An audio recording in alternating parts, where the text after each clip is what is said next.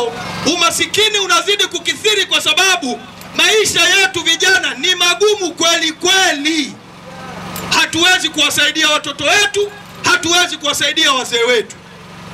Leo kuna vijana wanafanya biashara hapa, sio Morogoro, pengine katoka Mwanza, pengine katoka Shinyanga, pengine katoka Rukwa, pengine maeneo mbalimbali ya nchi anafanya biashara Morogoro hapa. Leo ukiambiwa baba anaumwa nyumbani kijijini au mama anaumwa nyumbani kijijini, ukipokea ujumbe wa simu au simu ya kigawaambia vijana wenzangu, nchi hii hatutopigana kwa Usimba na Yanga. Hatutopigana. Hatutopigana kwa sababu ya itikadi za udini. Tanzania hatutopigana. Hatutopigana kwa sababu ya tofauti za itikadi. Hatutopigana. Lakini nimewaambia vijana wenzangu na naendelea kuambia, ninaiona hatari siku si nyingi nchi hii tukiingia kwenye mapigano ya wenyewe kwa wenyewe kwa sababu ya tatizo la ajira na kwa tatizo la umasikini na tatizo la ugumu wa maisha. Tutapigana. Njaa haina simile. Njaa haina subira kwamba wewe utasubiri. Njaa itatupiganisha. Tatizo la ajira litatupiganisha nchi hii. Lazima tuamue. Lazima tuamue. Na kuamua ni kuachana na Chama cha Mapinduzi. Ninawaambia vijana wenzangu, leo ninazungumza, wengine watabeza. Mungu atanijalia umri mrefu, atanijalia afya njema, nitakuja mwakani, nitakuja mwaka kesho kutwa, nitawauliza masela vipi? Mtasema ulituambia jamaa, tukakupuuza. Msicheke na Chama cha Mapinduzi. Ninawaambia msicheke na Chama cha Mapinduzi. Na ni hivi ndugu zangu, duniani hakuna nchi inayouza maendeleo. Kwamba leo tutakusanyana wa Tanzania twende sehemu fulani tukanunua maendeleo. Hakuna. Haipo. Hakuna soko linalouza maendeleo duniani, halipo. Hakuna soko linalouza utajiri duniani, halipo. Kwamba leo tutamtuma mtu aende kwenye soko la utajiri akanunua utajiri tuje tugawane wa Tanzania, halipo. Duniani kote utajiri ni jambo ambalo tayari limetengenezwa na Mwenyezi Mungu. Alijua, akaleta kitu kinachoitwa rasilimali duniani. Na rasilimali ndio chimbuko la kitu kinachoitwa uchumi. Uchumi umetokana na kitu kinachoitwa rasilimali. Rasilimali. Uwezo wa taifa kusimamia rasilimali zake na kutumia rasilimali hizo kufanya kitu kinachoitwa economic and human development ndio kinachowasaidia watu na kupata duniani kitu kinachoitwa maendeleo. Narudia tena ndugu zangu, uchumi duniani unatokana na rasilimali. Rasilimali ndio imezaa kitu kinachoitwa uchumi. Na utajiri na maendeleo ya nchi yoyote ni uwezo wa hilo nchi au wa hilo taifa kusimamia rasilimali zilizojaliwa na Mwenyezi Mungu kuleta mabadiliko ya kiuchumi na kuleta maendeleo ya watu wake. Period. Hakuna uchawi. Unapoiona leo Marekani ni tajiri, ilitumia falsafa hiyo hiyo. Unapoambiwa leo Uingereza ni tajiri, ilitumia falsafa hiyo hiyo. Unapoambiwa leo sijui Denmark ni tajiri, ilitumia falsafa hiyo hiyo. Hakuna mchawi. Hakuna mchawi mwingine duniani. Na ndio maana Mwenyezi Mungu akagawa rasilimali kwenye kila nchi. Kila taifa lina rasilimali kwa gharama ndogo, kwa sababu leba China ni rahisi pengine kuliko nchi nyingine yoyote duniani kubwa. Ni rahisi kabisa. Kwa hiyo leo watu wanatukimbilia China ni gharama nafuu ya uzalishaji. Baada ya kufanikiwa kucapitalize kwenye chochote unachotaka, wamecapitalize.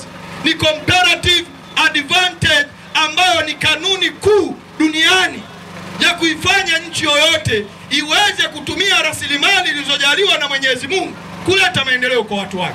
Comparative advantage. Leo tunakimbilia China. Marekani anakimbilia kuzalisha bidhaa zake China, zinapandishwa meli, zinakwenda kuuzwa Marekani. Mjerumani anapeleka bidhaa zake zinazalishwa China, zinapandishwa ndege zinakwenda kuuzwa Ujerumani. Denmark, wapi? Wote. Tanzania, kila mmoja leo anakimbilia China. Rasilimali. Hakuna taifa ambalo Mwenyezi Mungu amelinyima rasilimali. Ndugu zangu, Tanzania ni moja kati ya nchi chache duniani zilizobarikiwa kila aina ya rasilimali. Itaje wewe, itaje kwamba mimi Mtanzania ningependa Tanzania iwe na kitu hiki. Unaweza ukadhani hakipo kwa sababu hujui. Nchi hii imebarikiwa kila aina ya rasilimali. Moja ya mataifa machache duniani yaliyobarikiwa rasilimali ni Tanzania. Kwa nchi yoyote haipo. Mungu ametupa Tanzania. Mungu ametupa madini ya kutengeneza mabomu ya nyuklia. Mungu ametupa madini sijui ya makaa ya mawe. Mungu ametupa madini ya chuma. Nenda Liganga huko, Mchuchuma huko, mkoa wa Rukwa, uone milima ya chuma. Milima, yani unayoona milima hii, kuna milima kama hiyo ni chuma. Chuma. Yani kikikatwa ni chuma hizi, ndonondo, mabati, sijui kitu gani, chuma. Mungu ametujalia milima kama hiyo. Chuma, sio udongo, huo ni udongo. Kule Liganga ni chuma, milima kwa milima. Mwenyezi Mungu ametujalia. Mungu ametujalia kila aina ya madini yanayohitajika duniani. Mungu hajaishia hapo. Akasema hapana, hawa Tanzania hawa, acha niwape na neema nyingine zaidi. Mwenyezi Mungu akatupa mafuta, Mwenyezi Mungu akatupa gesi. Nenda Uarabuni leo. Leo nasikia falme za Kiarabu wanaringia mafuta, hawana dhahabu. Sisi tuna mafuta, tuna dhahabu. Falme za Kiarabu wanaringia mafuta, hawana ardhi. Sisi tuna mafuta, tuna ardhi. Falme za Kiarabu wanaringia mafuta, hawana watu. Sisi tuna mafuta, tuna watu. Angalia wenzetu wao, mafuta. Angalia walivyo matajiri. Angalia walivyo na maendeleo.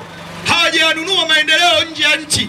Wameyanunua maendeleo, wameyatengeneza maendeleo kwa kutumia vizuri rasilimali waliojaliwa na Mwenyezi Mungu kuleta maendeleo ya kiuchumi na maendeleo kwa watu wake. Economic and human being development. Ndicho tunachokizungumza duniani kwenye kitu kinachoitwa rasilimali. Lakini Mwenyezi Mungu hajaishia hapo.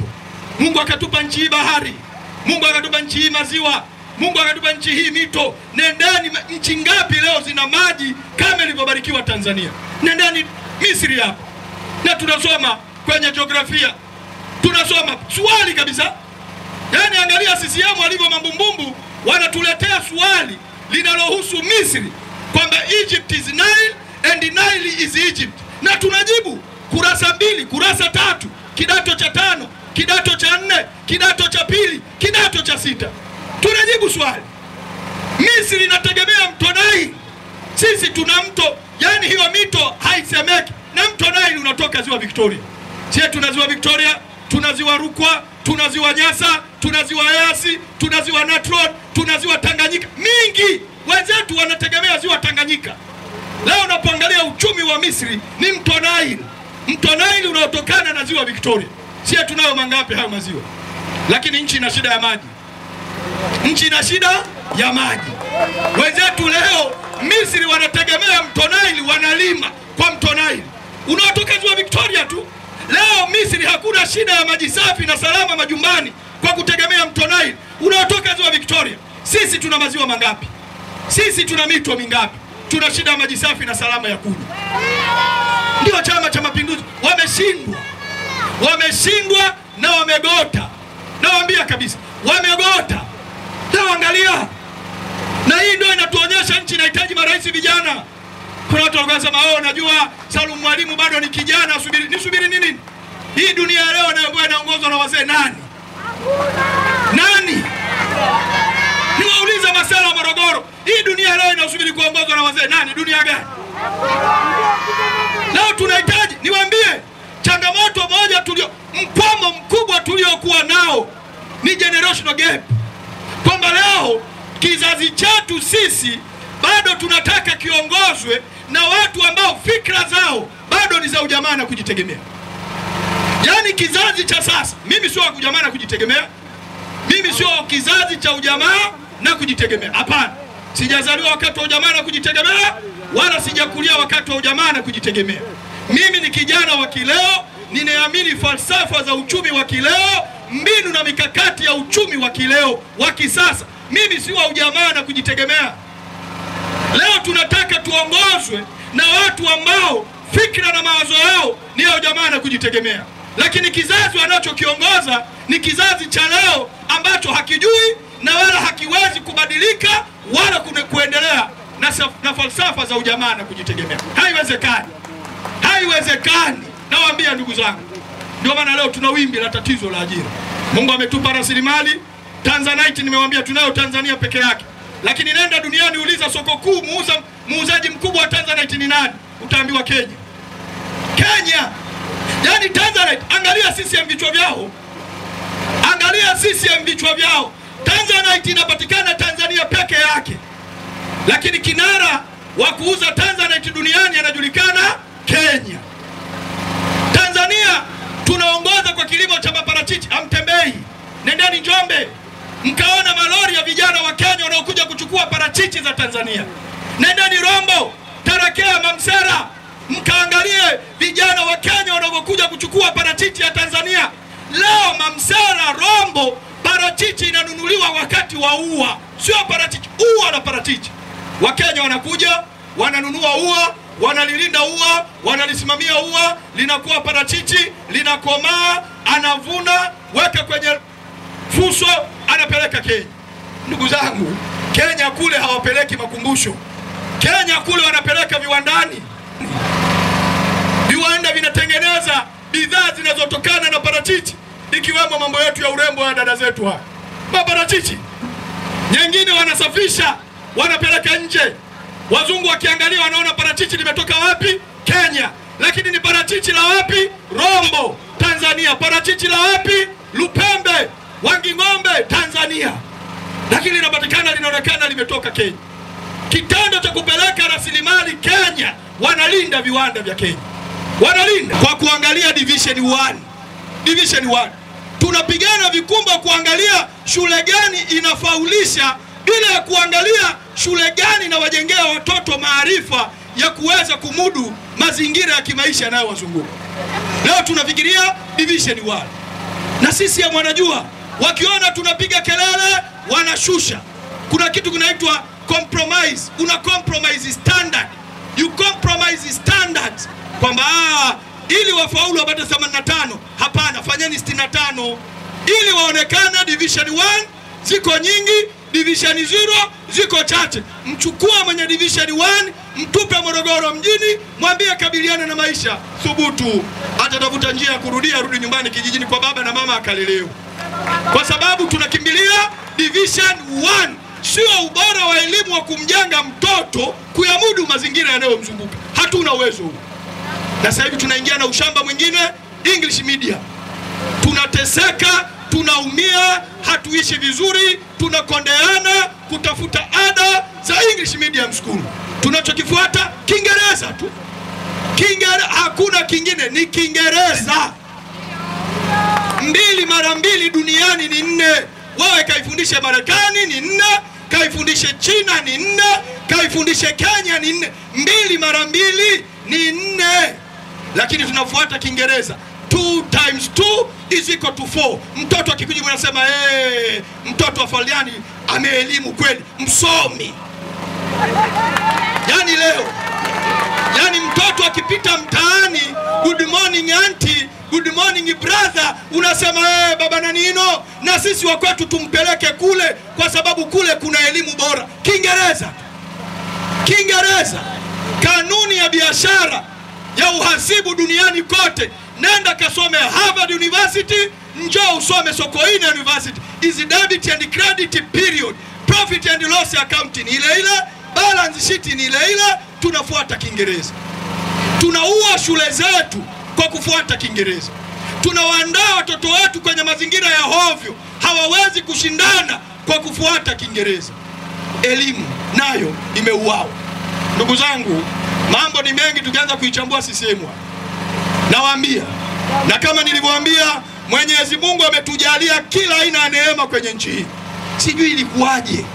Yaani kuna wakati tunamkufuru Mwenyezi Mungu, sijui ilikuwaje akatupa neema zote hizo, lakini akatuletea dubwashika linaloitwa Chama cha Mapinduzi. Hapo tu ndo Mwenyezi Mungu, hapo ndo mtihani aliotupa, ni huo tu, kwamba unatupa dhahabu chini ya CCM, unatupa Tanzanite chini ya CCM, uranium chini ya CCM, ardhi chini ya CCM, gesi na mafuta chini ya CCM. Hawa CCM wao. Ndugu zangu, maisha yetu hayo ni Chama cha Mapinduzi. Mama zetu mnajua mnapopata shida kujifungua. Mheshimiwa Rwegasira, karibu sana. Mama zetu mnajua mnapopata shida kujifungua leo, wanawake wawili watatu wanawekwa kwenye kitanda kimoja kujifungulia. Hakuna staha yoyote ya kujifungua. Hakuna. Vijana wenzangu, leo mnajua mnavyohangaika kutafuta mikopo. Na mimi nimesema, huu ushamba wa 10% ya halmashauri huu ni ushamba tu. Nawaambia hatuwezi kuendelea na uchumi wetu wa 10% za halmashauri wala uchumi unaotegemea kausha damu. Tutasubiri sana, tutazidi kuwa maskini badala ya kwenda mbele. Niko tayari kwenda kutengeneza mifumo imara ya kiuchumi inayotumika na wenzetu walioendelea ya kulinda vipaji na vipawa vya vijana kwenye kuendeleza maisha yao kupitia biashara. Niko tayari. Dunia inafanya hivyo. Leo duniani hakuna mtu anaomba security brother. Leo security sio nyumba, security sio shamba, security sio gari, dhamana. Ni ushamba kuombana dhamana. Mimi natafuta milioni 5 nikanunue mabunda ya mitumba inije niuze. Wao wananiambia leta kiwanja. Wewe sifala, ningekuwa na kiwanja ningekutafuta milioni 5 yako.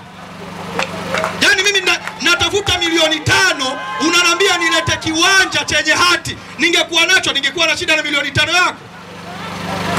Na kuulizeni tu masela wenzangu, kwamba unaenda benki kutafuta milioni 3, wanakuambia lete hati ya nyumba. Wewe sibwege tu. Yaani mimi ningekuwa nina nyumba Morogoro, wewe milioni 2 yako benki ningepanga foleni mimi wewe. Duniani leo dhamana ya mikopo ni brain ya muomba mkopo. Brain ya akili. Lete wazo lako, unasemaje? Nataka kuanzisha duka la mitumba. Unalianzaje? Naanzisha hivi. Unaenda kununua wapi? Nanunua hapa. Unauzaje? Nanunua hivi. Market price yako ikoje? Ni hii. Okay. Na price strategy yako ni hii. Namna kulinda capital management ni hivi. Unapandishaje mtaji? Ni hivi. Unalipaje mkopo? Ni hivi. Unaongeza ajira ngapi? Ni hizi. Watu wanakupigia saluti mzee. Ziba kompyuta yako, ingia pale saini mkopo, chukua, nenda kaanzisha biashara. Ndio dunia ya leo. Vijana wana akili, vijana wana uwezo. Wape wakatekeleze ndoto zao. Wana uwezo huo. Wao wanamwambia lete dhamana ya nyumba, lete dhamana ya kiwanja. Ni ushamba. Chini ya CCM kwa kusubiri kausha damu mtasubiri sana. Chini ya CCM kwa kusubiri 10% mtasubiri sana. Ninavunja 10%, ninavunja kausha damu, natengeneza utaratibu. Nimewaambia vijana wenzangu, na hii ninaapa, hakuna wazo la kibiashara na kijana mwenzangu kwenye nchi hii litakalokosa uwezeshaji. Halipo, kwa sababu ninajua uwezo tunao, utayari tunao. Tunakosa namna ya kuendelezwa. Niko tayari kubeba hili. Nawaomba sana ndugu zangu, achaneni na Chama cha Mapinduzi. Wanazunguka na mabegi ya pesa. Sasa kama ungekuwa na pesa sio ungefufua viwanda watu ajiri? Hivi tungeajiriwa sisi hapa, tungekuwa na shida shilingi 2,000 zao kutuonga? Hapana. Hapana, na wenyewe wameshajua. Watanzania ni mazwazwa, subiri uchaguzi, kusanya pesa, pitisha buku 2, nenda bungeni, ongeza utajiri, waongezee umasikini. Wanajua. Tuchoreni mstari ndugu zangu. Nawaomba vijana wenzangu, naomba nimwombee kura nyingi sana mheshimiwa mbunge wangu, mgombea ubunge Morogoro mjini, ndugu yangu, kaka yangu, rafiki yangu sana, naye muamini sana Rwegasira. Ninamwombea kura nyingi sana. Nendeni mkamwamini Rwegasira. Msimuone anatembea huko mkaona huyu ni masikini. Msimuone huyu ni fala. Msimuone huyu ni lofa. Msimuone huyu ni bwege. Hii ndio sauti mahiri na makini kwa watu wa Morogoro mjini. Mpelekeni bungeni akawasemee. Mpelekeni Morogoro akawasemee. Hayupo tajiri atakayesimama kukusemea kijana mwenzangu Morogoro, hayupo.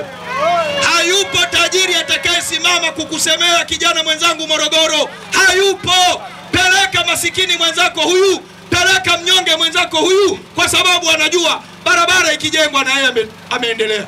Maji safi na salama yakitoka na yeye ameendelea. Vijana wenzake wakipata mikopo na yeye ameendelea. Sio hao wanaokwenda kuuliza kodi za magari na kodi za matairi. Sio hao, hawana muda na nyie. Hawajui kwamba mnahangaika. Sio wao wala sio watoto wao. Ninamwombea kura nyingi sana Rwegasira. Ninamwombea kura nyingi. Masela huko juu. Ninamwombea kura nyingi sana Rwegasira. Nendeni mkamwamini. Nendeni mkanini mkamwamini. Pokeeni salamu nyingi sana kutoka kwa Mheshimiwa Devota Minja.